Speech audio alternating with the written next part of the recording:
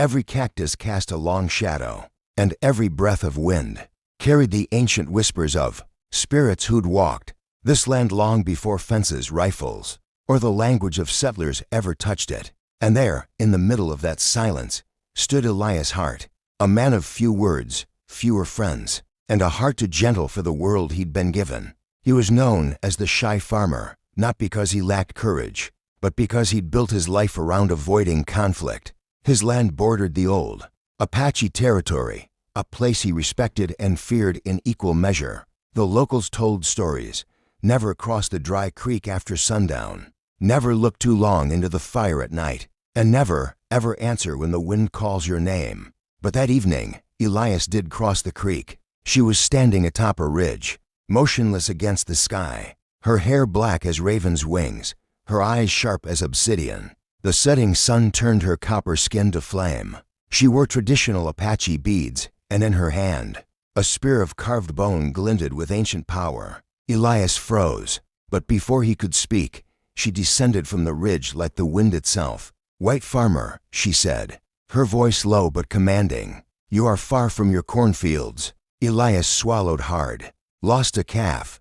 Didn't mean to trespass. The woman studied him. Her gaze wasn't hostile, but it wasn't soft either. "You are the one who tends the land by the river?" He nodded. "My people say you never carry a gun." "That's right," Elias murmured. "The land's kind enough if you treat it right. No need for iron or bullets." She stepped closer. "You speak like one who listens to the earth." Silence, only the cry of an eagle above. Then she said the words that would change everything. "I want a child from you." The world seemed to stop. The wind itself went silent. Elias blinked, sure he had misheard. What did you say?" He stammered. The woman didn't flinch. Her face was calm, almost sacred in its stillness. "A child," she repeated, "strong of spirit, gentle of heart. I have seen you in dreams, tending the earth, not taking from it. The spirits say you carry a soul unlike others of your kind." Elias shook his head, his heart pounding. "You can't mean that. We don't even know each other." She tilted her head. "Names mean little. Spirits know hearts before mouths can speak." He looked away, his voice trembling. "Why me?" "Because," she said softly, "your hands build, not destroy. My tribe is dying, farmer. The children no longer come. The earth cries, and the sky turns its face. I have prayed, fasted, and dreamed. And in those dreams, it was your face I saw, standing beside. And me." Her words were not of passion, but of destiny. Elias stepped back, overwhelmed. "You're asking me to give you a child, just like that?" She nodded once. "You may think this is madness, but to us, life is sacred. If the spirits choose, we obey. I do not ask for your love, farmer, only for your seed, so the blood of my people does not fade into dust. Ancient sorrow, heavy as stone." "I'm no warrior," he whispered. "I'm no one important." She smiled faintly. "The spirits choose the quiet ones, the ones who listen." He had lived alone for so long that even words felt like a burden. Yet something in her strength, her truth, struck a chord inside him he didn't know existed. He finally said, "If what you say is true, then why me now?" Her expression softened. "Because the moon will die tonight, and a new one will be born. It is the time of choosing. If I wait longer, the chance will pass. You may refuse, but the spirits will turn their faces away, and my people may vanish forever." A long silence stretched between them. The earth held its breath. Elias looked at the ground, then at the sky. The first stars were appearing. He could almost feel unseen eyes watching, the eyes of generations, of ancestors waiting for his answer. He whispered, "I don't understand any of this." "You don't have to," she said gently. "Only listen." The wind brushed past them like a sigh. Somewhere, the lost calf bleated faintly in the distance, a reminder of his old life, the safe life, the silent one. But Elias knew, even then, that the world he'd known had already ended. He took a slow breath. "If I say yes, what happens next?" The Apache woman looked up at the rising stars. "Then your life will never belong to you alone again." And with that, she turned and began walking toward the cliffs, the moonlight tracing her silhouette like silver fire. Elias stood frozen, torn between reason and something older. Deeper, the pull of fate, The next morning, the desert was still, as if the earth itself were holding its breath. Elias' heart awoke in his small cabin, but everything felt changed. The sun poured through his window, yet its light seemed foreign, heavy with something unseen. He had dreamed of her, the Apache woman, walking through flames, whispering to rivers, cradling a child with eyes like his. Her words echoed through his skull. Your life will never belong to you alone again. Planting, but the memory of her stood between him and the soil. And then, on the seventh day, she returned. He saw her silhouette beyond the cornfield, standing motionless, her hair glinting beneath the sun like black fire. He walked toward her, heart pounding. You came back. She nodded once. The spirits have accepted your choice. I didn't say yes, Elias stammered. Her eyes softened. You followed me that night. The earth saw.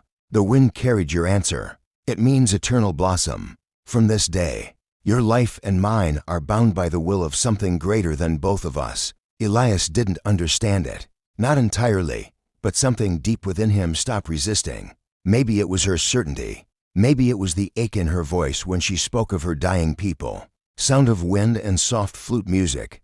Days turned into weeks. Elias helped Ayanna gather herbs from the wild valleys, learned from her the stories written in the sand, the meanings of stars and stones. She taught him that the earth was alive, that every seed whispered before it broke soil. In return, he showed her how to plant rows that drank the river's water, how to keep crows from the corn, how to build fences that guided, not trapped, the wind. They spoke little, but their silence grew warm. Words became glances, and glances became something more. One night, when the moon hung low and full, Ayanna stood by the river and placed her hand over her heart. The time has come, she whispered. The spirits have chosen the night. It wasn't desire that bound them. It was something older, a calling from the bones of the earth itself. And when the wind finally stilled, the two became one beneath the endless Apache sky. Music fades into silence. Soft heartbeat sound returns. Months passed. Ayanna's people watched from afar, whispering. Some said she had betrayed their blood. Others said she was fulfilling the will of the Great Spirit, forging peace through the birth of something new. Elias, meanwhile, found himself changing. He no longer feared the land beyond his farm. He learned the Apache tongue, spoke to the elders, brought them grain when drought burned their crops. Slowly, the distance between them shrank. Then, one spring morning, the cry of a newborn filled the valley. Ayanna held a small child in her arms, dark hair, pale eyes. The elders gasped. The child was neither one world nor the other, but both. They named him Taza, meaning the dawn. For a moment, hope bloomed across the desert. The tribes rejoiced quietly, and even the settlers, who once feared the Apaches, began to soften. Elias worked harder than ever, building a small shelter near the cliffs, where he and Ayanna could raise their child between both worlds. But peace never stays long in places haunted by history. Music shifts, deeper, darker tones. Anger like armor. They had heard rumors of a farmer who lay with the wild ones. They wanted proof. Elias stood in front of his cabin, unarmed. "You've no right here," he said. The leader sneered. "You brought a savage onto Christian land. You made a child with her. That ain't right, Heart." Behind him, Ayanna stepped out, her face calm but unyielding, the baby wrapped against her chest. "The land does not belong to you," she said. "It belongs to the spirits." A rifle cocked. Elias raised his hands. "Don't, please." But the leader spat. "Move aside, farmer." Then the shot rang out. The world exploded in sound and dust. Ayanna fell, clutching the child, blood staining her dress crimson. Elias screamed, a sound that tore through the silence of centuries. He dropped to his knees, cradling her, whispering her name again and again. Her eyes fluttered open, calm even in pain. "Do not weep," she whispered. "The child will live. Promise me, Elias, promise you will raise him between both worlds. Teach him to listen to the earth, and to forgive those who do not." Tears streamed down his face. "Don't leave me, Ayanna, please." But her hand fell still. The wind rose again, soft, tender, almost sorrowful. Long pause. Music fades to a single flute note. Elias buried her beneath the ridge where they first met. The desert wind carried her spirit across the land she loved. From that day forward, The shy farmer became something else, a guardian, a storyteller, a bridge between two nations that had long hated each other. He raised Taza with both languages, both prayers. The boy grew strong, his laughter echoing across the canyons like the first rain after drought. And when strangers asked who he was, Elias would only say, "He is my son, the child of two worlds." Proof that love can grow where war once lived. Years later, when the crops flourished and the tribes found peace along the river, people began telling a new legend of the Apache woman who sought a farmer not for love, but for hope, and of the child who carried both the spirit of the earth and the heart of a man who once feared his own shadow. Soft music swells, hopeful, warm, and some nights, when the wind sweeps across the plains, the farmers say they hear her voice whispering through the corn. Do not fear the unknown. Love it.